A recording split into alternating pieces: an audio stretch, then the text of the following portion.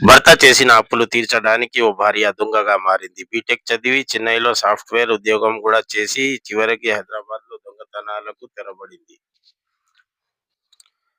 భర్త చేసిన అప్పులు తీర్చడానికి ఓ భార్య దొంగగా మారింది. బీటెక్ చదివి చెన్నైలో సాఫ్ట్‌వేర్ ఉద్యోగం గూడా చేసి చివరకు హైదరాబాద్‌లో దొంగతనాలకు తెగబడింది.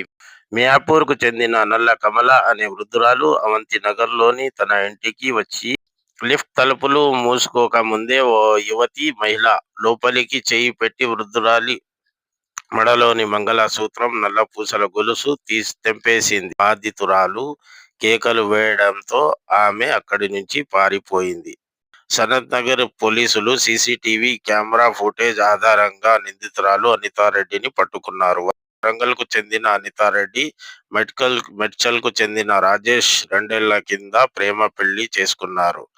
వీరికి కుమార్తె ఉంది. తొలుత ఓ ఫైనాన్స్ సంస్థలో పనిచేసిన రాజేష్ ఆ తర్వాత పని మానేశాడు. అప్పులు చేశాడు. అప్పులు కారణంగా భర్త తరచూ బాధపడుతుండడంతో తాను ఏదైనా చేసి డబ్బు సంపాదించాలనే ఆలోచనతో దొంగతనం చేసి అడ్డంగా దొరికిపోయింది.